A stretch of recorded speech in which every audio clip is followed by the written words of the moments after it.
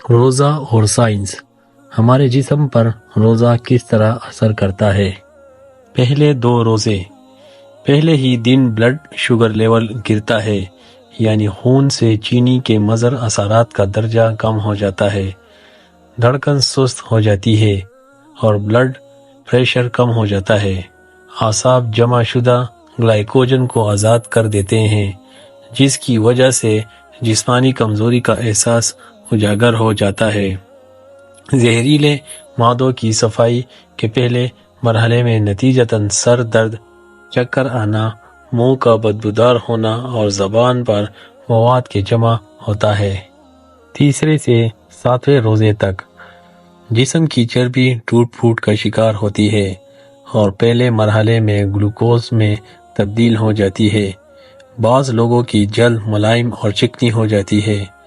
جسم بھوک کا عادی ہونا شروع ہوتا ہے اور اسی طرح سال بھر مصروف رہنے والا نظام ہاضمہ رخصت مناتا ہے، جس کی اسے اشد ضرورت تھی۔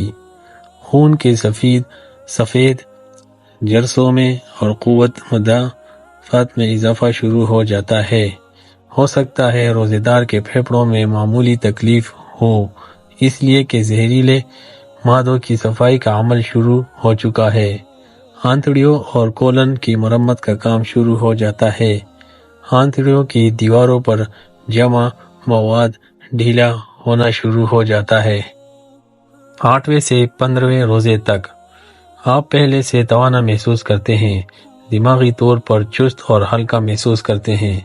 ہو سکتا ہے پرانی چوٹ اور زخم محسوس ہونا شروع ہو، اس لیے کہ اب آپ کا جسم اپنے دفاع کے لیے پہلے سے زیادہ فعال اور مضبوط ہو چکا ہے۔ جسم اپنے مردہ یا کینسر شدہ سیل کو کھانا شروع کر دیتا ہے، جسے عمومی حالت میں کیموتھراپی کے ساتھ مارنے کی کوشش کی جاتی ہے۔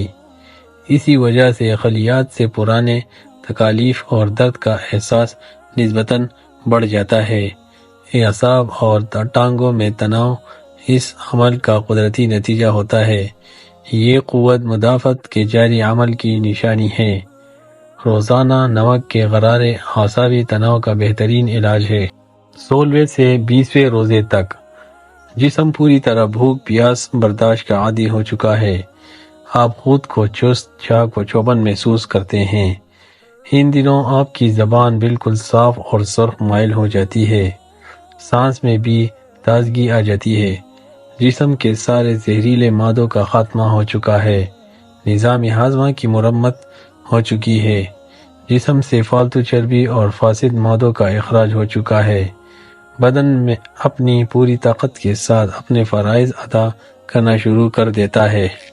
20ویں سے 30ویں روزے تک 20ویں روزے کے بعد دماغ اور یادداشت تیز ہو جاتی ہے، توجہ اور سوچ کو مرکوز کرنے کی صلاحیت بڑھ جاتی ہے، بلا شبہ بدن اور روح تیسرے عشرے کی برکت کو بھرپور انداز سے ادا کرنے کے قابل ہو جاتا ہے۔